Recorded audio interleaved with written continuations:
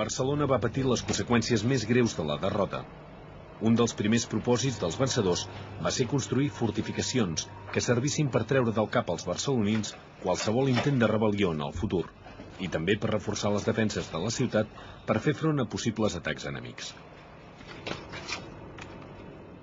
L'enginyer militar Prosper de Verbum va projectar la construcció de dues noves fortaleses, una on hi havia les drassanes, que no es va arribar a fer, i l'altra al cantó del Besòs, per on havien entrat les tropes borbòniques. Aquesta, la Ciutadella, sí que es va fer. Per construir-la, es va enderrocar un tros molt gran de la ciutat.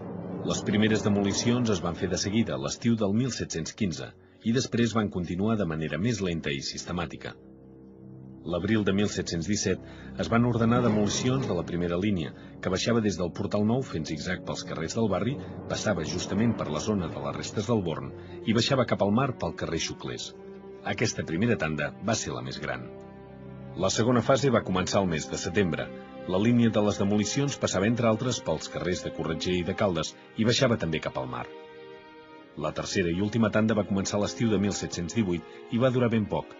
Les demolicions van arribar a escapçar una part molt important de la mateixa plaça del Born. En total van desaparèixer 1 miler de cases de la ciutat, sumant les 900 que es van tirar a terra per fer la Ciutadella i les que van desaparèixer durant la guerra, un 17% de la ciutat. Van haver de marxar de casa més de 5.000 persones, que equivalen als habitants que tenien Vic o Girona en aquella època. Moltes famílies afectades per les demolicions van marxar de la ciutat i altres van mirar de quedar-se tan a prop com van poder. Però no era fàcil. Tot havia canviat. Com la vista que hi havia des del passeig del Born mirant a llevant, després de les demolicions.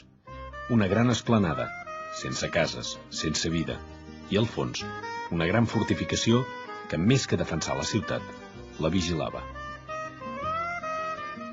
La Ciutadella va quedar associada per sempre més a la repressió borbònica.